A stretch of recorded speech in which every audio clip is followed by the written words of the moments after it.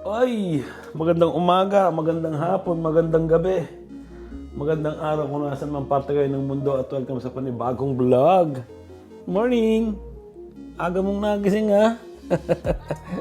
Nandyan na yung pwesto niya ngayon. Dati kasi nandun yung pwesto niya sa ilalim ng Christmas tree. May Christmas tree ngayon. So, dito ka muna habang hindi pa tapos ang New Year. Okay? Huh? Okay? Ayun, si Mrs. nanonood pa ng yung Alibay na series. At ako naman, siyempre, nagpapabaga na ako dito para masarap yung umagahan namin, no? Mainit ang kusina, di ba? Ayun, umpisahan ko na. At tatapusin lang daw ni Mrs. yung pinapanood niya. Parang gusto kong umagahanin to. Yan na lang siguro ako. Tortang talong, di ba? Tapos kanin. Heavy breakfast tayo ngayon. Makakainin ng mga bata. Sigurado ang gusto ng mga yun, hotdog. Ay, si Mrs. sana ang paglulutuin ko ng umagahan. Saturday nga pala ngayon. Kasi pag Saturday, syempre ako yung nakatoka sa mga gluluto. Kaya, nag-ano na ako ng itlog. Magbabati ng itlog. Ayan na. 6 na itlog. Tapos lalagyan ko ng, syempre, fresh onions. At paminta, asin. Okay na yun siguro.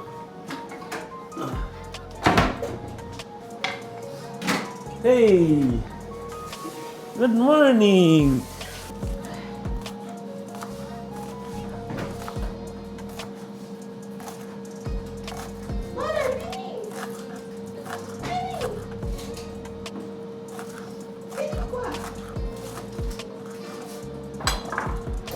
Ayun, ready na ang itlog. Siyempre, lagyan natin ng onions. Fresh onions, di ba? At paminta.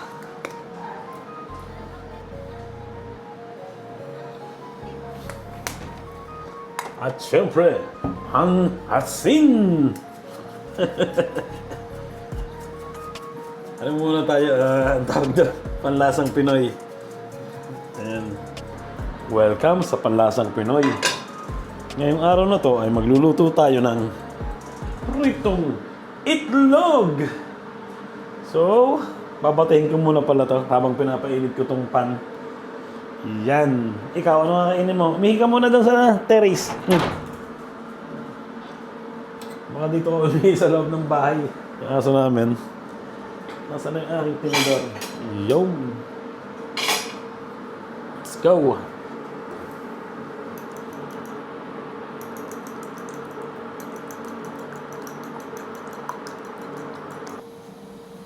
Your love is like sun that lights up my whole world, and I feel the warmth.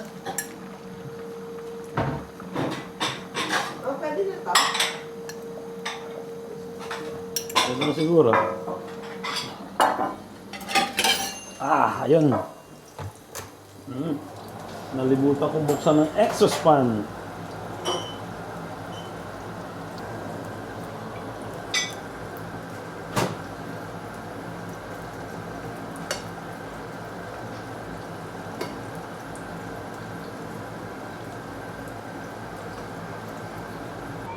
Yun, ready na ang umagahan namin, no? Parang pizza, pero ano yan?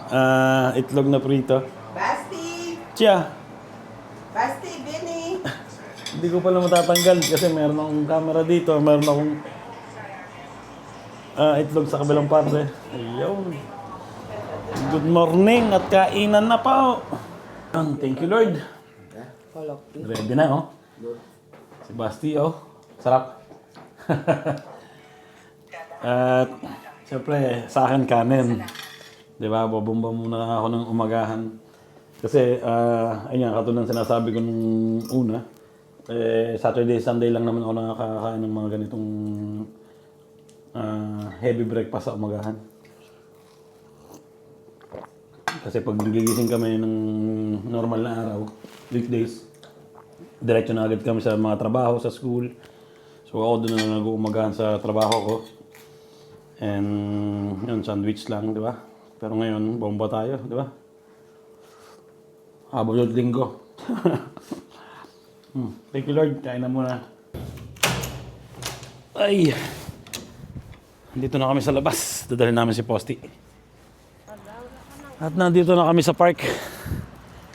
Ah, lumaki na kagad to? O, ganun na? Ha? Ang bilis lumaki na. Bumuwa na ngayon. Tanda ko, kakatanim lang yan nung summer eh. Eh ngayon malaki na kagad. Ang ganda ng kulay ng mga dahon. Puro yellow. Tapos yellow din sa taas. Yellow din ang ngipin niyan. Yellow din ngipin ko. Puro yellow. Look at the sky. Matatanda pa lang yung naglalakad dito. Hindi pa. Napalaki yata yun. May mga bata naglalaro. Hindi na nga pagdala ng drone eh. Kala ko naman malakas ang hangin eh. Kasi yung mga nagdaang araw, lakas ng hangin. Eh pag malakas ang hangin, mahirap magpalipad ng drone. May posibilidad na liparin yung drone mo, di ba? Kaya next time na lang siguro.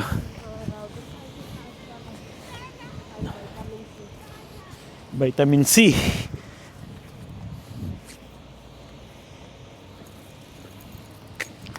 Tuwan-tuwa si Posty eh. May dala ka bang treats? Wala tayong treats. Siya madulas ka ha. Madulas ngayon ang hagdan at kakaulan lang. Oh, sarap dito. Grabe. Picture muna tayo. Sayang yung puno ng kastanyas ha. Patay na to na. Ha? Tuyo na lahat ng dahon. Yung isa. Nasaan yung isa? Wala na eh, naputol na rin siguro. Hindi naman kasi panchita yan. Pang mga bundok yan. Sa umid. Umid daw, sa bundok. Ayun, nandito na kami sa bahay at pupunta kami sa garage para kuhanin yung aming carpet. Kasi alam nyo naman, taglamig na. So, maglalagay kami ng carpet dito sa aming sala. Diyan may malaki kaming carpet na lalagay para pag nanonood kami ng movie. Masarap tumungtong sa sahig, tsaka mainit, di ba? Kuhanin namin sa garage. Yung plastic lang kalay niya ba para na? Oo. Kuha rin pala kami rin ng kahoy. Ang bilis ng kahoy eh. Halos ubos na yung tinaas namin kahapon eh. Ha? Pero maganda naman dun yung mainit ang bahay. Parang nag-check yung kaka-order na ulit.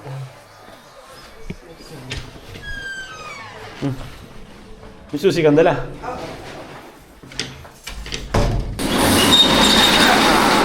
Oh, ba't ang... Bastian nag-park niyan eh, kaya ganun eh.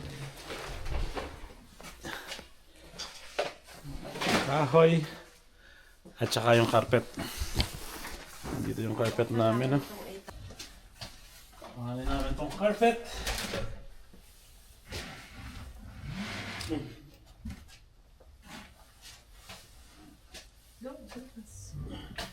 Akong line niya.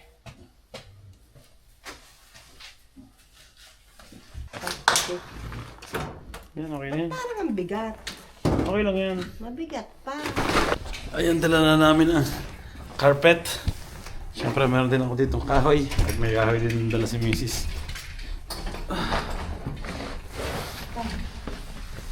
Bigat.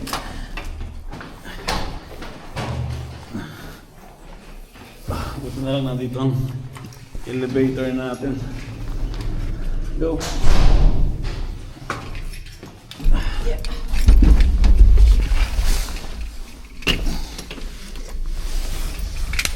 Huwag ka. Okay lang yan, umaga naman eh. Baba mo, sakit yan. Maglalagay na kami ng carpet. Tatanggalan namin yung lamesa. Medyo mabigat. Tapos na-hoover na rin ni Mrs. na vacuum niya na. Ito yung lamesa nakalagay dito. So let's go.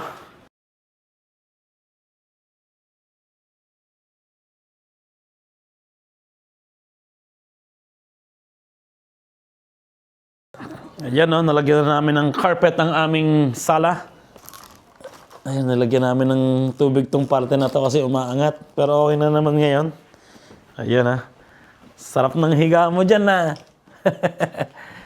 Ay, pumasok na sa trabaho yung ano namin. Si Kuya.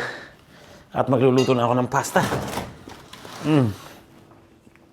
Tapos, steak ng baboy. Ayun, luto na ng pasta with truffles. Sarap. At kikiluhin ko lang tong aming pasta. 10 minutes ito. 9. 9. Okay lang yan. Isang minuto lang yung diferensya. No?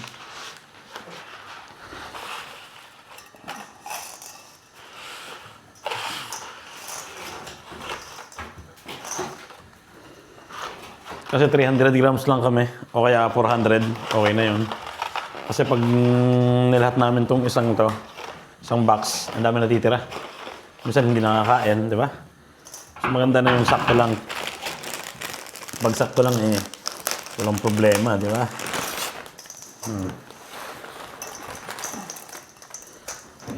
Siya. Okay na yan, 300 grams.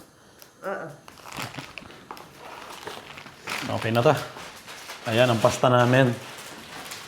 Tapos may karne rin naman kami. At ito yung karne namin, 4 na steak ng baboy. Madami pala to.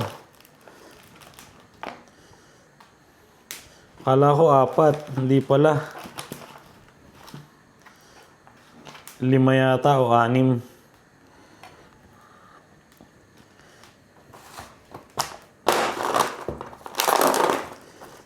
Yan.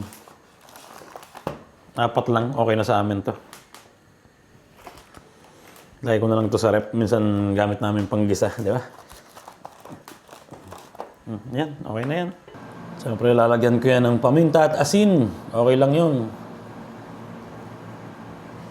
Asin.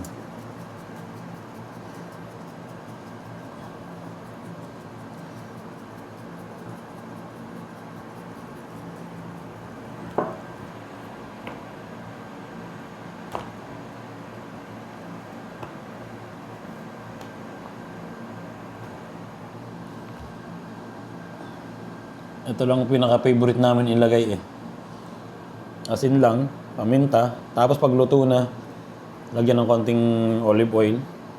Muusok na yung lutuan ko. Pati yung luto ng pasta, lagyan ko lang ng asin. Tansyahan na lang. Diba?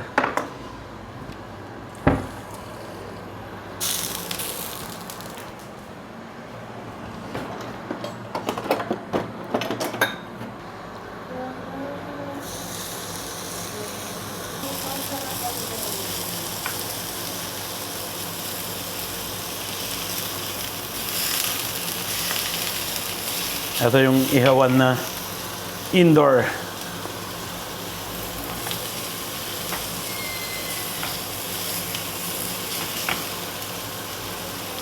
Sakto, di ba? No, alam ko sakto. Ganito natin yun. Yun, sakto.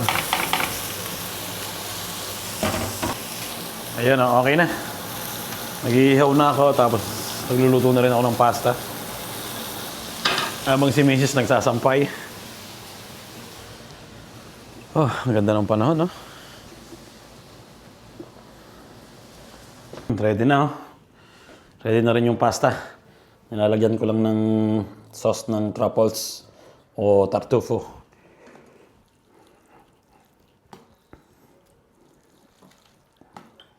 Setting ko na to.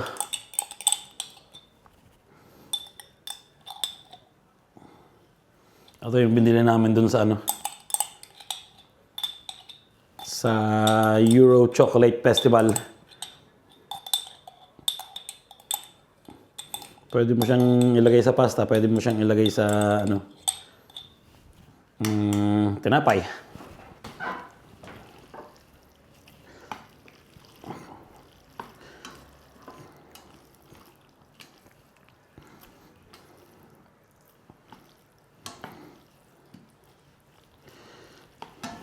Lagyan natin ng parmesan cheese.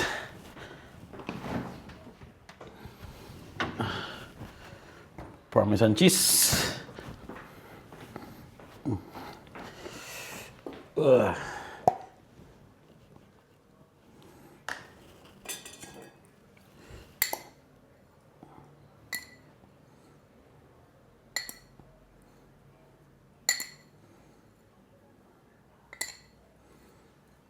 Yun.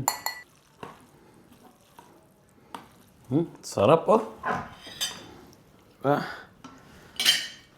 Lagyan natin ng mga plato.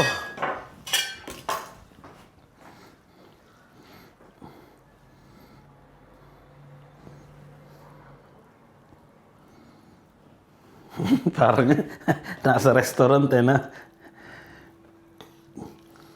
Kay Bunso.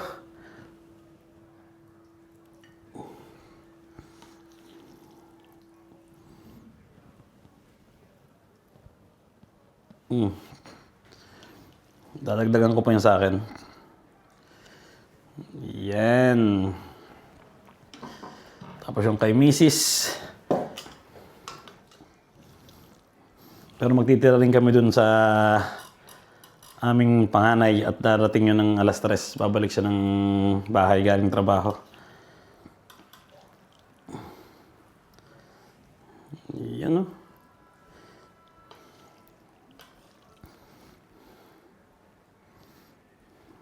Okay na siguro to kay Mrs. Ito na lang dadagdagan ko kay Bunso.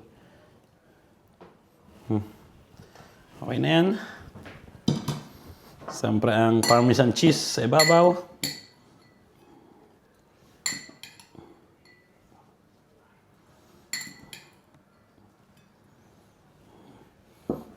Kay Bunso.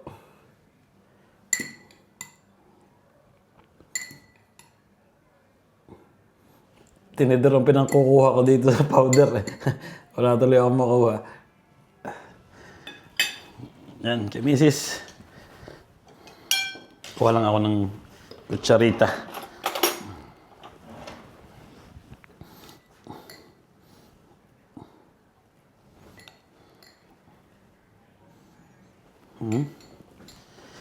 Parang kulang din itong kay Bunso. Okay na, kain na, di ba? Sarap oh. Pasta with truffles. Ayan sa akin, kay Basti, kay Mrs. So, dyan na yan. Kukuhanan ko na rin yung karne namin. Ito yung karne namin. Ayun. Kain na na. Tuwain ko na sila. Chi! Chi! Tara, kain na tayo. Basti.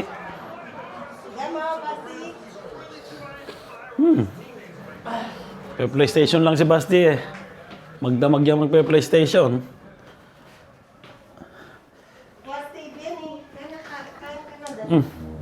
Sarap po.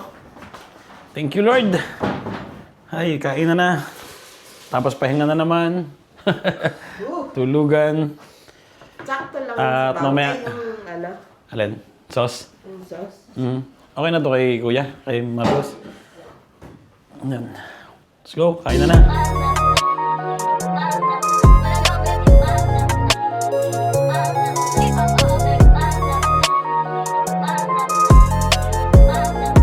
Ay, sarap ng tulog namin.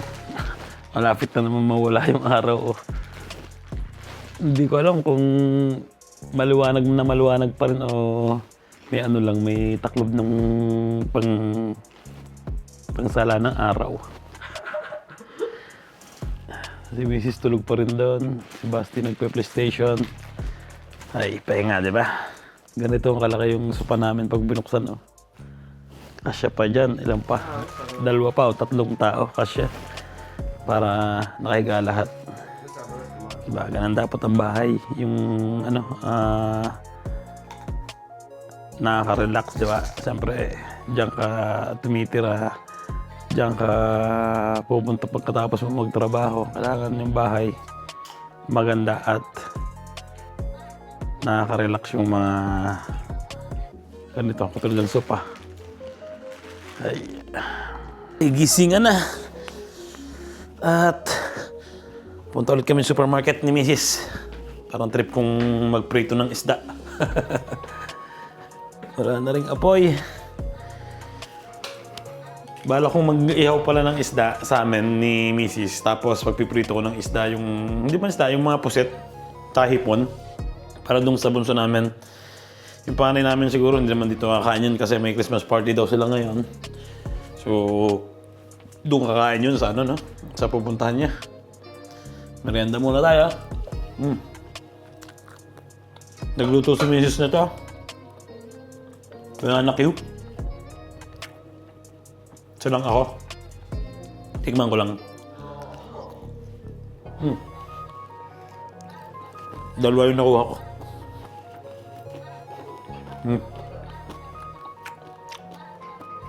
Ang sarap nito pag bagong luto na, yung mga init-init pa.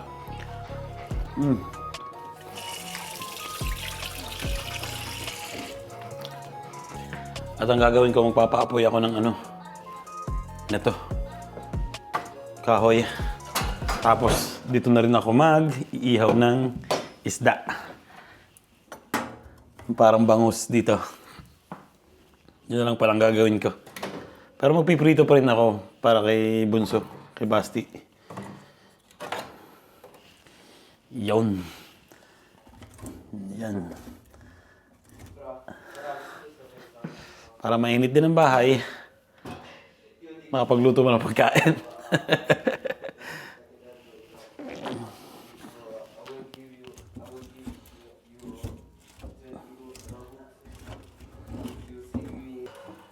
Okay na siguro to. Yan. Yun, bumili na ako ng hipon, puset, at ito sa amin ni Mrs. isda. Bumili akong isang piraso ng isda. Ayan o. Iihaw ko. Lalagyan ko ng sibuyas, kamatis sa loob ng tiyan. Tapos salay ko dun sa may apoy. Para dun na siya mag-ihaw doon. Habang nagpe-prepare ako ng... Lilinisin ko lang to. Hipon. Tinatanggal ko yung mga ano niya. Tawag doon. Balbas. So, bago yan ay pagpe-prepare muna ako ng sibuyas at kamatis. Panlagay sa tiyan ng isda.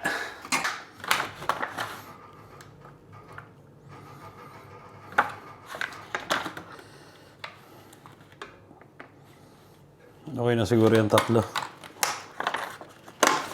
Hugasan.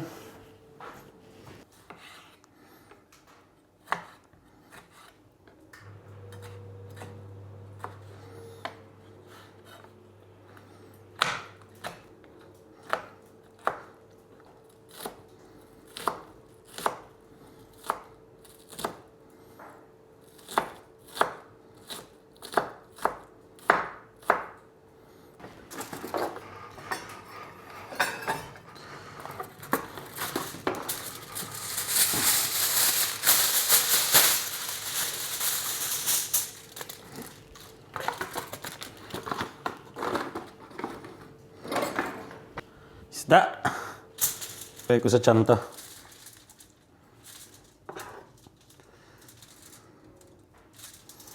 Siyempre sibuyas.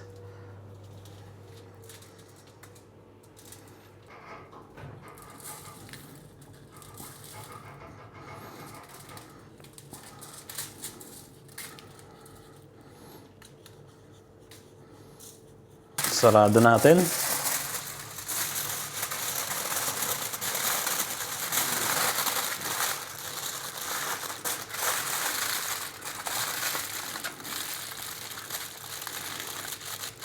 At syempre, lalagay ko dito yan. Yan o. Diba? Lalak ko dito.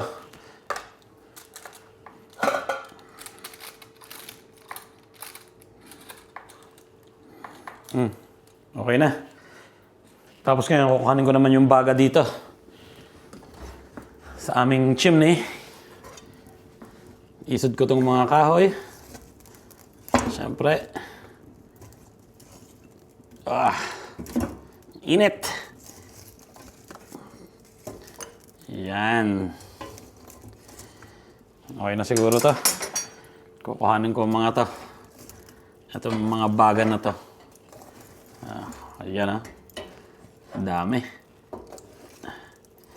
Ayun ang dahilan kung bakit ako nagpaapoy kanina ng maaga.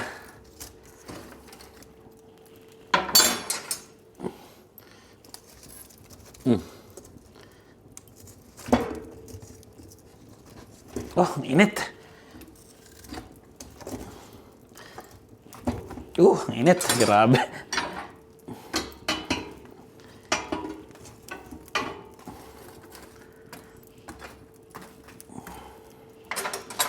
Yan, andyan na yung baga.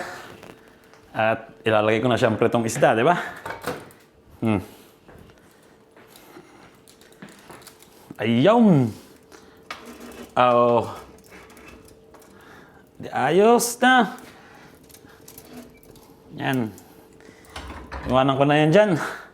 At lilinisin ko muna yung hipon.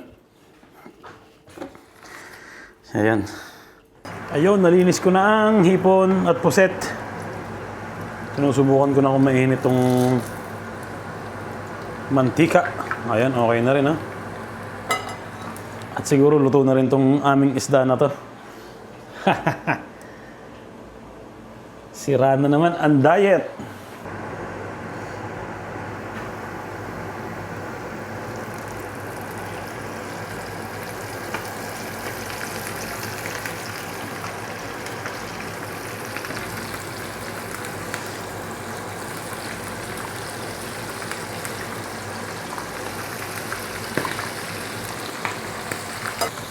Siyempre, titikman muna natin. Wow! The best. Ayun, luto na ang isda. Yan, luto na yan. Wow! At nagpiprito na rin ako ng request ni Basti, yung bunso namin. Ayan, no? Solid yan. Hipon, tsaka puset.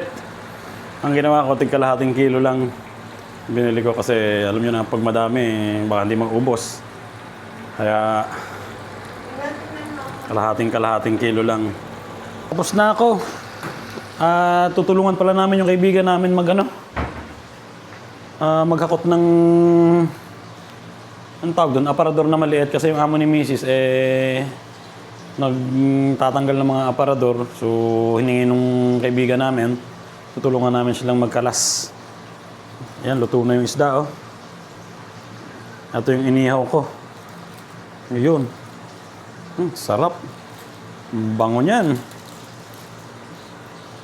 Tapos ito yung piniprito ko. Hipon tsaka pusit, syempre. Tsaka last batch ng hipon. Sarap. Lalayas na naman. Pupunta kami sa trabaho ni Mrs. dun sa anak. Oh, buonasera.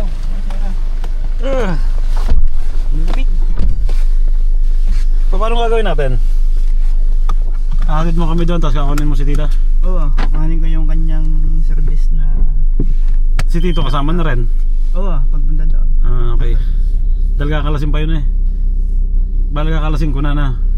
Habang kinukuha niya yung... Hindi ka nagdala ng tools kung kakalasin mo na. Oh, kala ko meron doon. Meron naman. Nakarating kami ni Mrs. ng sentro ng hindi namin naasahan, no? Wow!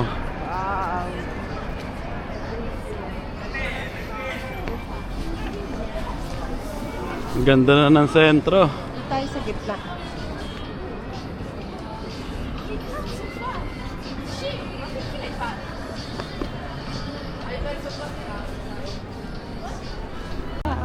Wow! Andito na kami sa sentro.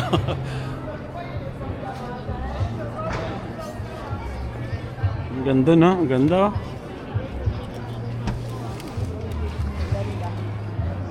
Tara, bukas na lang natin tingnan. Magtatrabaho rin naman kami bukas dito. May mga merkatini. Ay, pagkatapos namin maghakot, diretso kami dito sa bahay. Bili namin pizza. Ang hapunan na. Ayun pa rin ako Yung!